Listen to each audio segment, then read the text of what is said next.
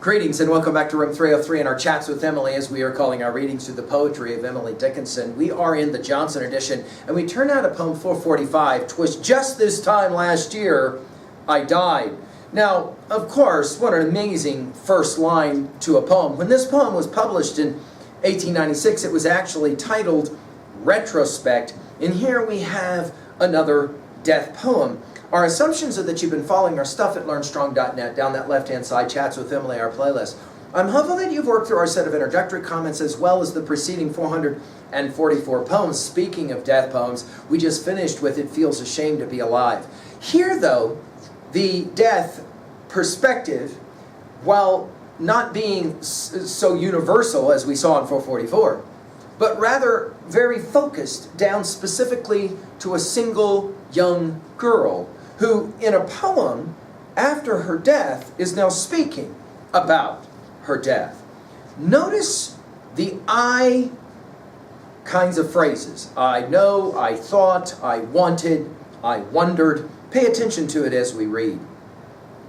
"'Twas just this time last year I died. I know I heard the corn when I was carried by the farms. It had the tassels on. I thought how yellow it would look when Richard went to mill, and then I wanted to get out, but something held my will.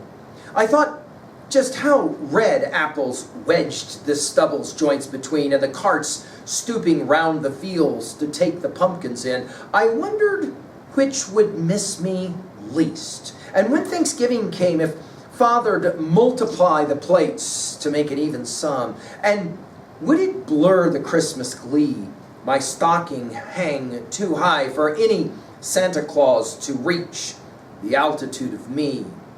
But this sort grieved myself, and so I thought the other way, how just this time some perfect year themselves should come to me."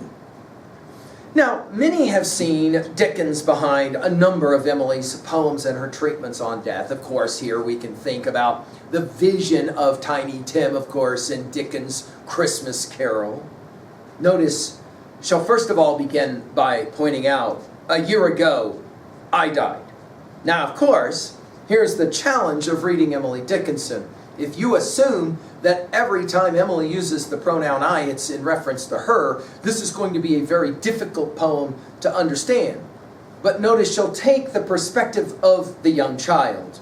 Notice she'll begin by saying, I died a year ago. I know I heard the corn. How amazing is that as an image?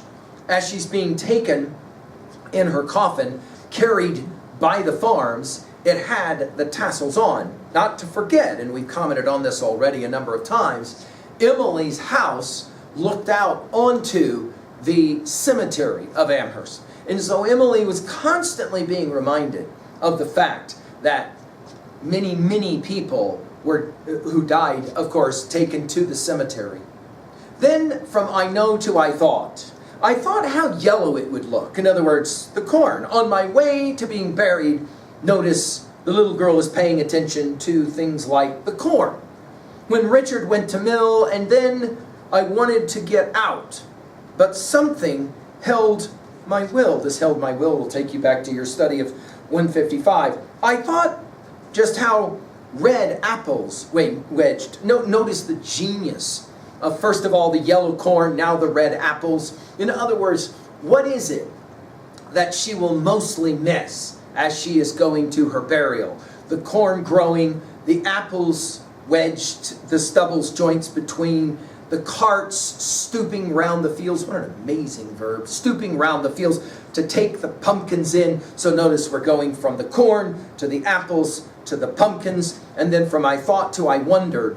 I wondered which would miss me least. It is a fascinating question. Of course, Twain plays the same game, doesn't he, in The Adventures of Tom Sawyer, where young Tom is imagining, what would it be like if I was dead? Who would miss me? What would they have to say about me?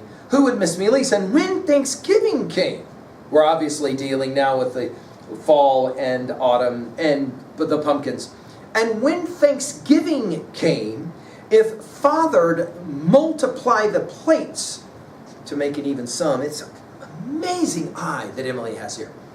She says, I wonder if Thanksgiving Father, put out a plate for me on the table to signify that I am absent. And would it blur the Christmas glee? Blur, of course, taking us back to poem 270. My stocking hang too high for any Santa Claus to reach the altitude of me. It's pure Emily. Some have seen it as humor. Some have seen it as dark or sardonic humor. In other words, I wonder how the holidays will be handled because I'm gone. But, and now notice the shift in the poem. This sort, thinking this way, grieved myself. And so I thought, notice again, we go from I wondered to I thought the other way. How just this time, some perfect year, themselves should come to me. In other words, Emily, we've seen this a number of times already, haven't we? Struggling with the question of afterlife and the notion of heaven, has the young speaker girl of the poem saying, it's okay because at some perfect year, right? Notice she went through the year, right? They'll come back to visit me in heaven. Now, it is fascinating. We'll see this game played in its most famous instantiation in poem 7:12. Because I could not stop for death, he kindly stopped for me. The carriage held but just ourselves in immortality. We slowly drove. He knew no haste, and I had put away my labor and my leisure too for his civility. We passed the school where children strove at recess in the ring. We passed the fields of gazing grain. We passed the setting sun, or rather, he passed us. The dews drew quivering and chill, for only gossamer, my gown, my tippet, only tulle. We paused before a house that seemed a swelling of the ground.